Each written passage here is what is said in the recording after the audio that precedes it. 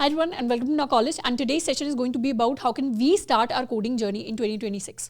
अब आज का जो सेशन होने वाला है ये डेडिकेटेडली उन सारे बिगिनर्स के लिए है जिनको कोडिंग करते हुए 2 महीने 4 महीने 6 महीने का टाइम हुआ है या फिर we are somebody who wants to start with a programming journey in 2026. अब हमें से मेजॉरिटी लोग जो प्रोग्रामिंग को करना चाहते हैं वो 2 मेजर कैटेगरीज के अंदर लाई करते हैं. सबसे पहली कैटेगरी है उन स्टूडेंट्स की जो dedicatedly placement preparation point of view से प्रोग्रामिंग करना चाहते हैं. एंड आज का जो सेशन होगा वो डेडिकेटेडली इन स्टूडेंट्स पर ही फोकस्ड होने वाला है. दूसरी कैटेगरी है उन लोगों की जो आउट ऑफ इंटरेस्ट प्रोग्रामिंग को सीखना चाहते हैं, जो कुछ बिल्ड करना चाहते हैं, जिन्होंने आजकल टेक के अंदर हो सकता है कोई ऐप देखी हो, कोई वेबसाइट देखी हो, एआई देखा हो एंड इन सारी टेक्नोलॉजीज को देखकर या क्रिप्टो करेंसी जैसी चीज़ों को देखकर उनका मन कर रहा है कि वो भी टेक्नोलॉजी को सीखें और उसके अंदर कुछ बिल्ड करें. अब अगर हम सेकेंड कैटेगरी के अंदर लाई करते हैं तो इस केस में तो हमारा जिस भी चीज़ को बिल्ड करने का मन है, हमारा जिस भी चीज़ को टेक के अंदर सीखने का मन है, क्योंकि हमारे पास कोई डेडलाइन नहीं है, तो हम चाहें तो जाकर साइबर सिक्योरिटी भी सीख सकते हैं, हम चाहें तो जाकर डेवऑप्स भी सीख सकते हैं, हम चाहें तो वेब डेवलपमेंट भी सीख सकते हैं, ऐप डेवलपमेंट भी सीख सकते हैं, ब्लॉकचेन डेवलपमेंट भी सीख सकते हैं. और इन सारी चीज़ों के लर्निंग पाथ्स हमने ऑलरेडी अपना कॉलेज चैनल पर डाले हुए हैं. तो if you want you can just go out there, pick a specific path जिस भी चीज़ में भी हमारा इनिशियल इंटरेस्ट था एंड उसको जस्ट हम सीखना स्टार्ट कर सकते हैं. पर ये स्टूडेंट्स भी आज का सेशन देखेंगे तो कुछ ना कुछ बेनिफिट इन्हें भी होगा. अब प्लेसमेंट ओरिएंटेड स्टूडेंट प्रिपरेशन की बात करें तो इस कैटेगरी के अंदर वो सारे स्टूडेंट्स आते हैं जो टेक्नोलॉजी को सीखकर, कोडिंग को सीखकर, प्रोग्रामिंग को सीखकर अपने इंटर्नशिप्स एंड प्लेसमेंट्स के लिए प्रिपेयर करना चाहते हैं. एंड यहाँ पर भी आपको मैं एक चीज़ बता दूँ that if we are somebody जो प्लेसमेंट के लिए जो भी चीज़ें सीखनी हैं उनको इंटरेस्ट लेकर सीखते हैं तो मिनिमम हमें अपने रिजल्ट्स के अंदर, मिनिमम मैं कह रही हूँ 10x का आउटपुट के अंदर डिफरेंस देखने को मिलेगा. तो प्रोग्रामिंग सीखने के बाद अल्टीमेटली हमारा करियर किस तरीके का दिखेगा अगर हम इंटरेस्ट के साथ चीजों को सीखते हैं तो मिनिमम 10x का डिफरेंस है. अब if we talk about placements तो प्लेसमेंट्स के अंदर 3 ही मेजर लर्निंग पाथ्स हैं जिनके अंदर मेजॉरिटी स्टूडेंट्स डिवाइडेड होते हैं. या तो हमें से मेजॉरिटी स्टूडेंट्स सबसे पहला C++ या जावा जैसी कोई एक प्रोग्रामिंग लैंग्वेज सीख रहे होंगे, या फिर सेकेंड हो सकता है कि we are following a different learning path of development जिसमें majority students HTML, CSS and JavaScript सीख रहे होंगे. एंड थर्ड केस हो सकता है यहाँ पर कि we have started with Python. Majority students या तो इन्हीं के साथ स्टार्ट करेंगे क्योंकि ये सबसे पॉपुलर लर्निंग पाथ्स हैं, या ऑलरेडी आप इन्हीं में से किसी एक कैटेगरी के अंदर लाई करते हैं. If you talk about C++ and Java तो 2 बहुत ही बेहतरीन, बहुत ही बढ़िया प्रोग्रामिंग लैंग्वेजेस हैं जिनको सीखने में हमें करीबन, सिर्फ सिंटैक्स एंड लॉजिक सीखने में हमें करीबन 15 to 20 डेज का टाइम लगेगा. एंड उसके बाद we can start with our DSA journey. And DSA के अंदर करीबन 300 to 400 DSA क्वेश्चन हमें मिनिमम करने पड़ेंगे अगर हम प्लेसमेंट ओरिएंटेड तैयारी कर रहे हैं. ये मिनिमम काउंट में दे रही हूँ. कुछ स्टूडेंट्स हैं जो 700 भी करते हैं, कुछ स्टूडेंट्स हैं जो 1000 प्लस भी करते हैं, पर वो फिर डिफरेंस हमें हमारे प्लेसमेंट के टाइम पर, इंटर्नशिप के टाइम पर देखने को मिलता है. एंड DSA के बाद we can also start with competitive programming. Similarly HTML, CSS, JS जब हम कर रहे हैं, मतलब जब हम डेवलपमेंट की एक डायरेक्शन ले रहे हैं, तो यहाँ पर हमें फ्रंट एंड सीखना पड़ेगा, हमें बैक एंड सीखना पड़ेगा, हमें डेटाबेसेस के अंदर SQL हो गया, MongoDB सीखना पड़ेगा, GitHub जैसी टेक्नोलॉजीज को हमें सीखना पड़ेगा. तो यहाँ पर सबसे पहली चीज़ जो हमारे लिए इंपॉर्टेंट है after learning HTML, CSS, JS, that is picking a stack. Stack मतलब कौन सा पर्टिकुलर फ्रेमवर्क है, कौन सी पर्टिकुलर लाइब्रेरी है जिसको हम अपने फ्रंट एंड के लिए यूज़ करेंगे, जिसको बैक एंड के लिए यूज़ करेंगे. तो उसके अंदर मर्न स्टैक काफ़ी पॉपुलर है, उसके अंदर मीन स्टैक काफ़ी पॉपुलर है, हमारे पास लैम्प भी है, हमारे पास और भी काफ़ी सारे डिफरेंट ऑप्शंस है. ये सारे वेब डेवलपमेंट के लिए हो गई. ऐप डेवलपमेंट की डायरेक्शन में जा रहे हैं तो हम जावा के साथ सीख सकते हैं, हम चाहे तो iOS डेवलपमेंट कर सकते हैं. तो इस तरीके के बहुत सारे डिफरेंट ऑप्शंस हैं जो हमारे डेवलपमेंट लर्निंग पाथ के अंदर एग्जिस्ट करते हैं. एंड इसके अंदर भी सबसे ज़्यादा इंपॉर्टेंट चीज़ है कि हम बहुत सारे प्रोजेक्ट्स को बिल्ड करें, because practical learning is very very crucial when we are talking about development, developing anything. Third learning path हमारा है पाइथन का.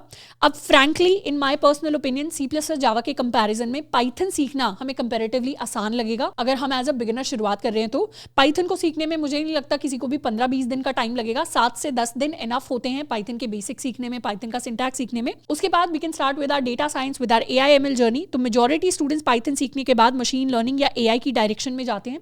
यहाँ पर भी हमें सेम चीज़ करनी पड़ेगी. We'll have to build a lot of different projects. तो मशीन लर्निंग AI के अंदर हमें मशीन लर्निंग एल्गोरिथम सीखनी पड़ेंगी, supervise learning, unsupervise learning, reinforcement learning, हमें जाकर डीप लर्निंग सीखनी पड़ेगी. We'll have to learn about perceptrons, ANN हो गया, CNN हो गया, RNN हो गया, ट्रांसफॉर्मर्स कैसे वर्क करते हैं. आजकल हम LLMs को यूज़ करते हैं, तो LLMs किस तरीके से वर्क कर रहे होते हैं, एजेंटिक AI क्या होता है, ओपन AI की APIs कैसे वर्क करती हैं. तो बहुत सारी डिफरेंट चीज़ें हैं जो इस पर्टिकुलर स्ट्रीम के अंदर भी आ जाती हैं. अब मैं हर एक स्ट्रीम के लिए आपको एक एक चीज़ बैठकर यहाँ पर नहीं बताऊंगी. Why? Because as a beginner अभी हमें मेजॉरिटी चीज़ों की अंडरस्टैंडिंग लर्निंग नहीं होगी, but I can tell you this कि हम एटलीस्ट 1 महीना 2 महीना स्पेंड करेंगे इनमें से किसी भी एक पर्टिकुलर लर्निंग पाथ के अंदर, तो हम और एडिशनल चीजें हैं जो डिस्कवर करते चले जाएंगे। तो बहुत सारी चीजें कोडिंग के अंदर जो हमें सीखते सीखते पता चलती है, and that is exactly the right way to learn. अब पाइथन की जब हम बात कर रहे हैं तो मेजॉरिटी स्टूडेंट्स तो इस डायरेक्शन में जा रहे हैं, उसके अलावा एक छोटा सेगमेंट भी है जो हो सकता है पाइथन के अंदर जैंगो को सीखे और जैंगो से फिर वो डेवलपमेंट की डायरेक्शन में चले जाएं। बट मेजॉरिटी स्टूडेंट्स वो learning Python, they have AI/ML as their direction. अब इनके अगर रिसोर्सेज की बात करें तो C++ एंड जावा के लिए हमने डेडिकेटेड प्लेलिस्ट हैं जो अपना कॉलेज यूट्यूब पर बनाई हुई हैं। जावा के अंदर जावा प्रोग्रामिंग लैंग्वेज DSA दोनों को कवर किया है। C++ की ऑनगोइंग सीरीज है जिसके अंदर C++ programming language plus data structures and algorithms को हम इन डेप्थ कवर कर रहे हैं, और इसके अंदर अराउंड 120 प्लस हमारे लेक्चर्स हैं जो अभी तक कंप्लीट हो चुके हैं। HTML CSS जावास्क्रिप्ट हो गए, प्लस SQL डेटाबेस हो गया, हमारा गिटहब हो गया, इन सब के बारे में हमने डेडिकेटेड वन शॉट्स हैं जिनको ऑलरेडी अपना कॉलेज यूट्यूब पर कवर कर रखा है। एंड पाइथन के भी वन शॉट प्लस प्लेलिस्ट दोनों ही फॉर्मेट्स के अंदर हमने कंप्लीट पाइथन को कवर किया हुआ है। तो इन तीनों को हम चाहें तो अपना कॉलेज यूट्यूब से जाकर सीख सकते हैं, या फिर इसके अलावा हमें कोई भी रिसोर्स है जो हमें अच्छा लग रहा है, जिससे हमें अच्छे से समझ में आ रहा है, हम वहां से जाकर इन पर्टिकुलर टेक्नोलॉजीज को जाकर सीख सकते हैं। अब यहां पर हमने अपने डिफरेंट लर्निंग पाथ्स को कवर कर लिया। Now the next important question is कि इनमें से कौन से लर्निंग पाथ पर हमें स्पेसिफिकली सबसे ज्यादा फोकस करना चाहिए।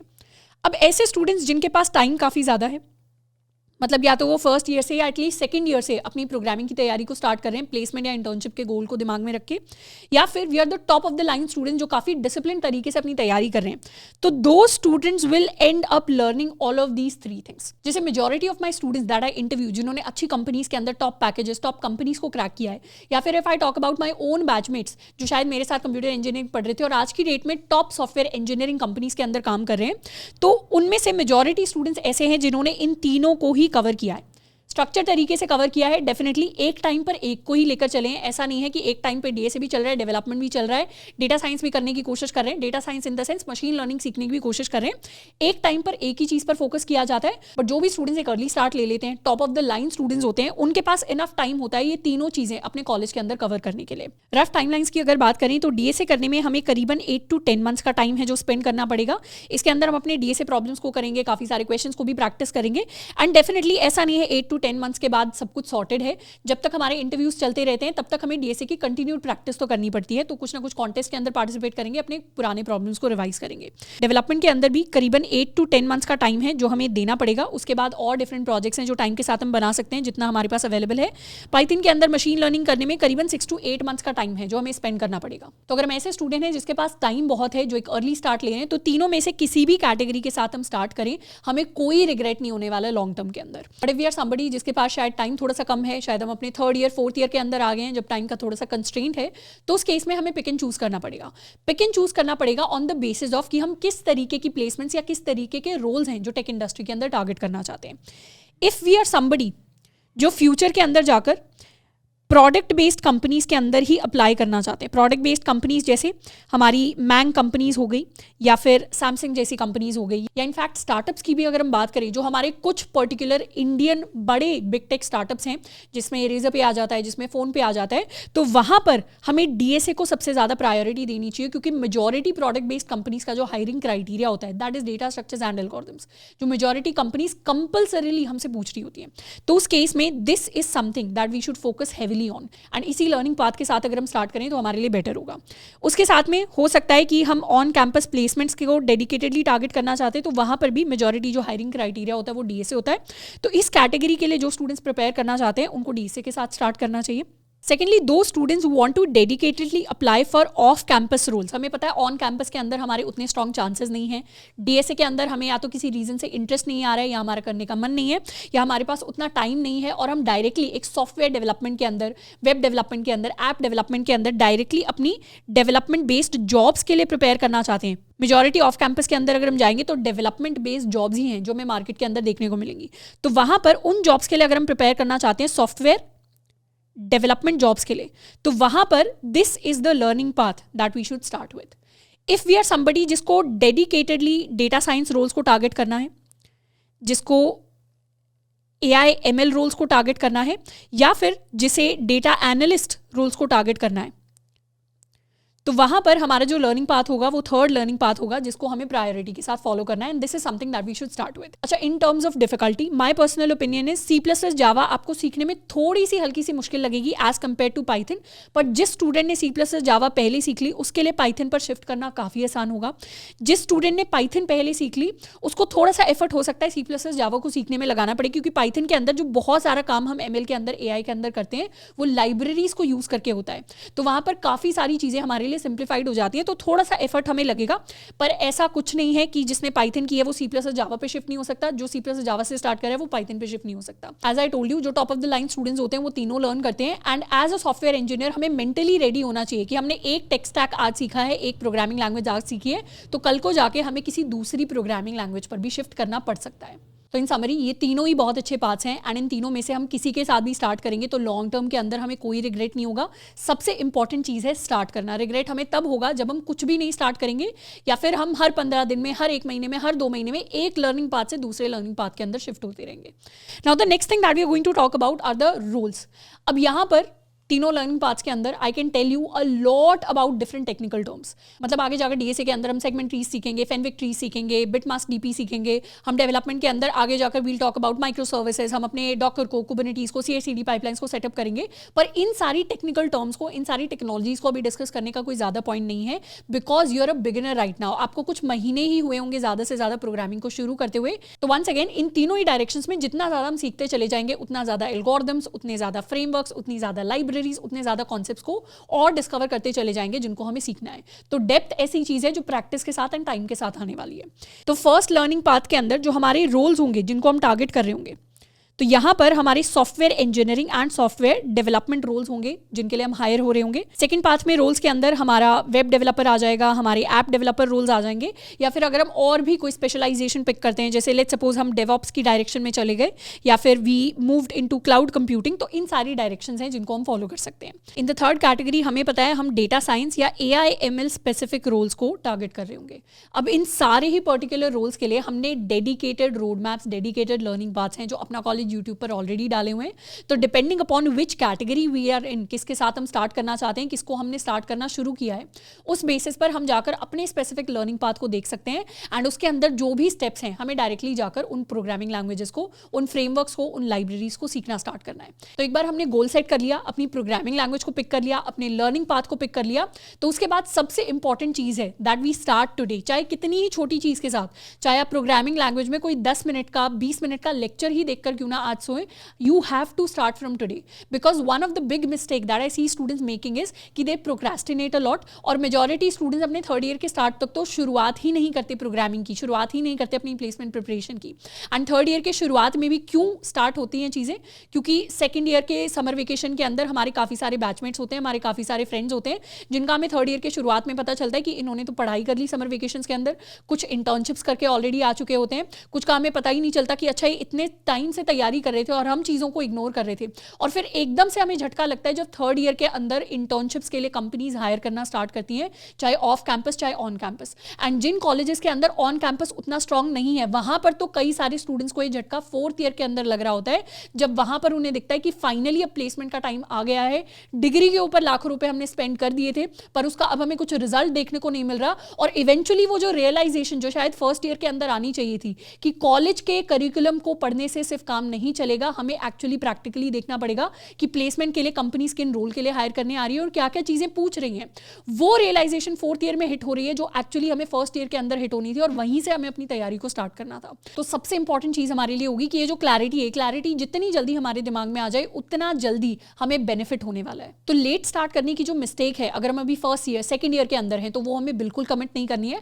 एंड अगर हम ऑलरेडी थर्ड ईयर के अंदर आ गए हैं, अगर हम ऑलरेडी फोर्थ ईयर के अंदर आ गए हैं, तो लेट मी टेल यू अभी भी आपके पास इनफ टाइम है। थर्ड ईयर में करीबन 2 साल बचे होते हैं कॉलेज के, फोर्थ ईयर में करीबन 1 साल बचा होता है कॉलेज का, और यहां पे भी अगर हम क्लैरिटी को हिट कर देते हैं, हमें पता है अब हम सिंसियरिटी के साथ अपने करियर को टॉप प्रायोरिटी रख के डिसिप्लिन के साथ पढ़ाई करने के लिए तैयार हैं, तो वहां पर भी कई सारे अच्छे जॉब्स हैं जिनको हम टारगेट कर सकते हैं। But the most important thing is having that clarity कि हम अभी भी सोच में अभी भी हम डामाडोल नहीं है कि हम इस दोस्त को देख रहे हैं, उस दोस्त को देख रहे हैं, 10 डिफरेंट रोड मैप्स हमने देख लिए हैं, पर एक्चुअलिटी में जो चीजें हमें करनी थी, जो कोडिंग हमें हमें करनी थी उसको हमने किया नहीं है। तो बहुत इंपॉर्टेंट है एक क्लैरिटी लेकर आना और जितना जल्दी हो सके उतना जल्दी कोडिंग जर्नी को स्टार्ट करना।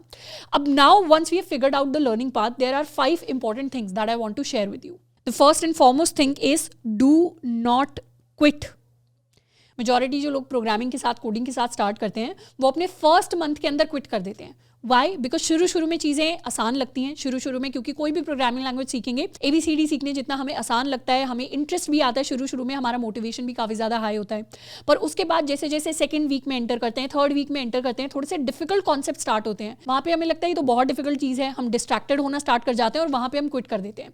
And the problem with quitting is कि जैसे ही हम क्विट करेंगे उसके बाद दोबारा से कल को जाके रीस्टार्ट करना पड़ेगा। तो दोबारा से ये जो 1 महीने का एफर्ट है ये आपको डालना पड़ेगा। तो बहुत कॉन्शियसली हमें एफर्ट डालना है कि शुरू के 1 से 2 महीने के अंदर हमें क्विट नहीं करना है। एंड उसके लिए what you can do, you can take the 100 days challenge. आपको अपने साथ एक 100 डेज चैलेंज लेना है कि शुरू के इनिशियल जो 100 डेज हैं इसमें मुझे कोई भी एक दिन ऐसा मेरा नहीं होना चाहिए जब मैं कुछ प्रोग्रामिंग नहीं कर रहा, जब मैं कुछ कोडिंग नहीं कर रहा, जब मैं कोडिंग के अंदर टेक के अंदर कुछ नया सीख नहीं रहा। अगर 100 डेज आपने कंसिस्टेंसी मेंटेन कर दी तो उसके बाद there are very big chances कि आप अपनी पूरा जो लर्निंग पाथ है उसको कंप्लीटली फिनिश कर दोगे।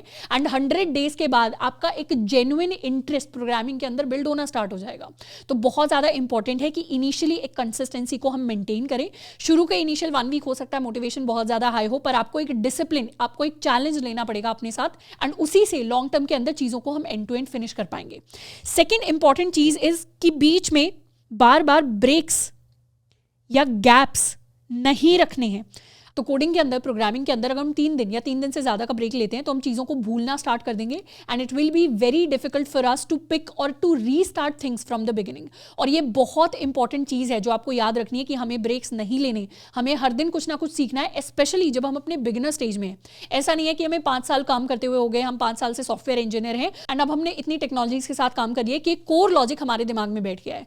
हम जब स्टार्ट कर रहे हैं हम उस स्टेज के अंदर नहीं होते, at least for the initial 6 months 1 year हम उस स्टेज के अंदर नहीं होते हैं कि हम चीज़ों को ब्रेक के बाद भी बहुत आसानी से पिकअप कर लें।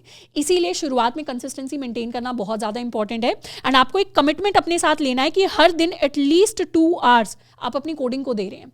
हो सकता है बीच में हमारे end semester, mid semester exam आ जाए और उस टाइम पे भी कोशिश करनी है कि एटलीस्ट एक 30 मिनट्स का लेक्चर देख लो, कोई एक छोटी प्रॉब्लम सॉल्व कर लो, कोई टेक्नोलॉजी के अंदर कोई नया फ्रेमवर्क चेकआउट कर लो, कोई लाइब्रेरी देख लेनी है, हमें कोई एल्गोरिथम को सीख लेना है, पर कुछ ना कुछ सीखते जरूर रहना है क्योंकि एक कंसिस्टेंसी, एक फ्लो जब बना रहता है प्रोग्रामिंग के अंदर तो उससे इंटरेस्ट भी बनता है एंड उससे हमारी एक आदत भी बनी रहती है। वैसे आइडियली तो मैं आपको बोलूंगी कि हर दिन आपको मिनिमम 4 आवर्स अपनी प्रोग्रामिंग, अपनी कोडिंग जर्नी के ऊपर देने चाहिए, पर मिनिमम से मिनिमम अगर आप टाइम नहीं निकाल पा रहे हैं तो 2 घंटे तो आपको डेडिकेटेडली देने ही देने पड़ेंगे। उसके साथ में the third thing is that when it comes to tech, practice और practical things are much much much more crucial as compare to theory.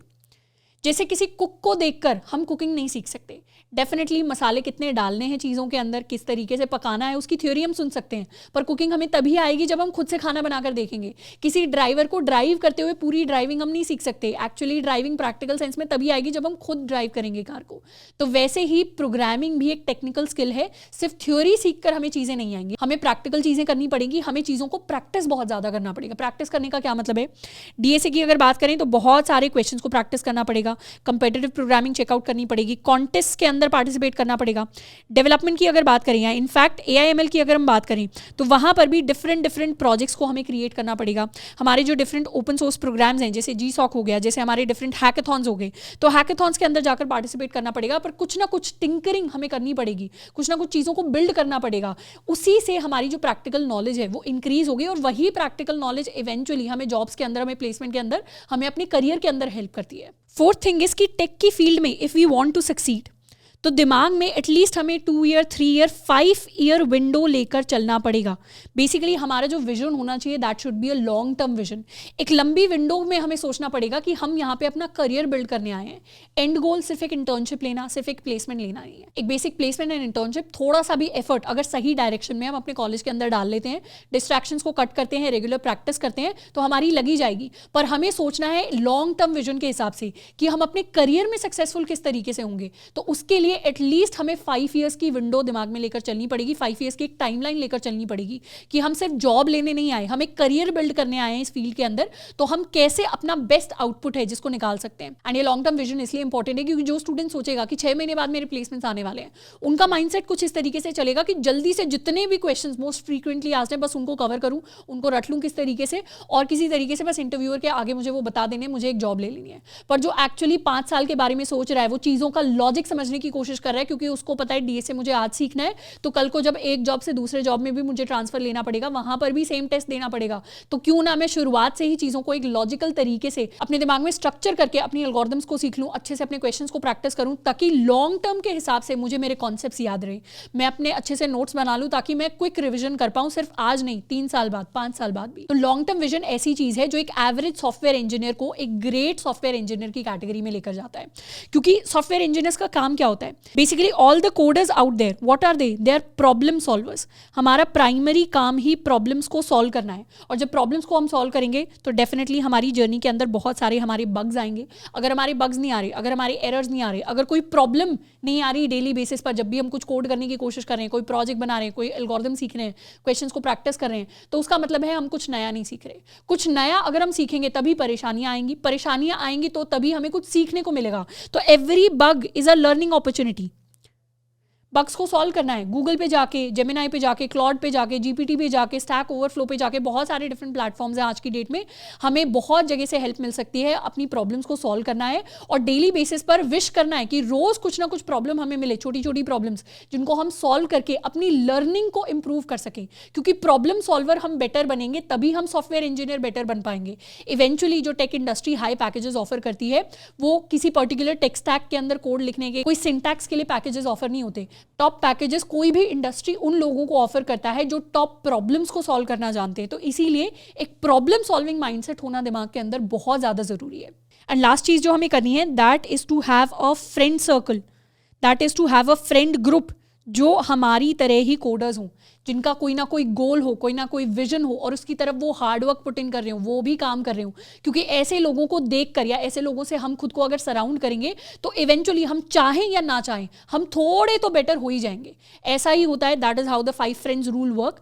यहाँ पर आज के सेशन में मैं डेफिनेटली उन लोगों के बारे में बात नहीं कर रही जिनके पास ऑलरेडी जनरेशनल वेल्थ है, मम्मी पापा ने ऑलरेडी एक बिजनेस सेटअप कर रखा है, या हमारी कोई रेंटल इनकम आ रही है, तो उस केस में हमें कोई विजन लेने की ज्यादा जरूरत नहीं है, हमारी लाइफ ऑलरेडी सेट है। आज का सेशन उन सारे स्टूडेंट्स के लिए है जो एक विजन लेकर चल रहे हैं, जो हार्डवर्क पुट इन करने के लिए रेडी है, और जिन लोगों को पता है कि लाइफ के अंदर, करियर के अंदर अगर हमें सक्सीड होना है तो कुछ ना कुछ एफर्ट्स तो हमें डालने पड़ेंगे, कुछ ना कुछ अपने दम पे हमें करके दिखाना पड़ेगा। तो ऐसे में कॉलेज के अंदर अगर हमें ऐसा फ्रेंड सर्कल, ऐसा एनवायरनमेंट मिल पाता है तो बहुत ही अच्छी बात है, नहीं तो this is something which is optional. अगर ऐसा फ्रेंड सर्कल हमें नहीं मिल पाता है तो उस केस में एक तो दिमाग में याद रखना है कि सारी चीजें आप अकेले अपने दम पे अचीव कर सकते हैं। सबसे ज्यादा एफर्ट जो एक प्लेसमेंट लेने के लिए आपको डालना पड़ेगा वो खुद से ही डालना पड़ता है। ऐसा नहीं होगा कि कोई एक्सटर्नल व्यक्ति आएगा, वो हमारी जगह पढ़ भी लेगा, हार्डवर्क भी पुट इन कर लेगा, इंटरव्यूज भी क्लियर कर देगा और जॉब हमारी लग जाएगी। इवेंचुअली प्लेसमेंट, इंटर्नशिप अगर हमें लेनी है, करियर के अंदर अगर हमें अच्छा करना है तो हार्डवर्क हमें ही खुद पुट इन करना पड़ेगा। तो एक तो सेल्फ सफिशिएंट दिमाग में होना है। फ्रेंड सर्कल है, अच्छी बात है, वो हमें मोटिवेट करेगा, पर अगर नहीं है तो आप खुद के दम पे बहुत सारी चीजें हैं जिनको अचीव कर सकते हैं। तो अपने अंदर एक कॉन्फिडेंस लेकर आना है, अपने अंदर एक विश्वास लेकर आना है कि मैंने अगर एक गोल सेट किया है, उसकी तरफ मैं रोज कुछ ना कुछ घंटे अगर तैयारी कर रहा हूं, हार्डवर्क कर रहा हूं, तो रिजल्ट आएगा ही आएगा, उसको आने से कोई नहीं रोक सकता। एंड अगर हमारे कॉलेज के अंदर हमारा एनवायरमेंट उतना अच्छा नहीं हो पाता, लेट्स सपोज हम किसी टियर 4 कॉलेज के अंदर हैं जहां पर हमें दिख रहा है कि आसपास लोगों के उतने ज्यादा विजन नहीं है, आसपास ज्यादा कोई हार्डवर्किंग स्टूडेंट्स नहीं है, मेजॉरिटी स्टूडेंट्स पार्टी कर रहे हैं, टाइम पास कर रहे हैं, तो ऐसे केसेस के अंदर अपना जो टाइम आप उन लोगों के साथ स्पेंड कर रहे हैं उसको मिनिमाइज करें और अपने करियर की डायरेक्शन में टाइम और ज्यादा स्पेंड करना है। आज की डेट में रिसोर्सेज हर जगह हैं, जिस तरीके का कंटेंट, जिस तरीके के रिसोर्सेज एक टियर 1 कॉलेज के स्टूडेंट के पास है, वैसे ही रिसोर्सेज इंटरनेट की वजह से आज एक टियर 3, टियर 4 कॉलेज के स्टूडेंट के पास है। और कोई स्टूडेंट कितने भी पिछड़े स्टेट के अंदर इंडिया में क्यों ना बैठा हो, किसी भी गांव के अंदर, किसी भी टाउन के अंदर, किसी भी शहर के अंदर क्यों ना बैठा हो, वो सारी बेस्ट रिसोर्सेज को इंटरनेट के थ्रू एक्सेस कर सकता है। तो you have to believe in yourself, you have to work hard, and बीच में क्विट नहीं करना है जब चीजें टफ होंगी, क्योंकि चीजें डेफिनेटली टफ होंगी। अगर आप कुछ नया सीख रहे हैं तो चीजें टफ होने वाली हैं। एक शॉर्ट टर्म प्लान होगा जो 1 साल, 2 साल, 3 साल का हो सकता है, जो सिर्फ प्लेसमेंट ओरिएंटेड होगा, पर एक लॉन्ग टर्म प्लान हम 5 साल साल का अगर रखेंगे और उसको फॉलो थ्रू करेंगे तो after 5 years it's not going to matter कि आपने एक गांव से स्टार्ट किया था, शहर से स्टार्ट किया था, आपने एक टियर 1 कॉलेज से स्टार्ट किया था, टियर 3 कॉलेज से स्टार्ट किया था, आपने कैसे फाइनेंशियल बैकग्राउंड से स्टार्ट किया था, you will be in the top coders of the country and that is what's going to matter in our career. तो आई होप कि आज के सेशन से बहुत सारी इंपॉर्टेंट चीज़ें हैं जो हमें सीखने को मिली होगी, जो हम अगर हम अपनी कोडिंग जर्नी की शुरुआत कर रहे हैं तो उसके अंदर हम अप्लाई कर रहे होंगे। तो I hope that today's session is going to benefit you a lot. And इसके अलावा अगर टेक प्लेसमेंट से रिलेटेड, इंटर्नशिप से रिलेटेड अगर आपका कोई भी डाउट है तो उसके बारे में you can let me know in the comments. आज के लिए इतना ही, मिलते हैं नेक्स्ट सेशन में। Till then keep learning and keep exploring.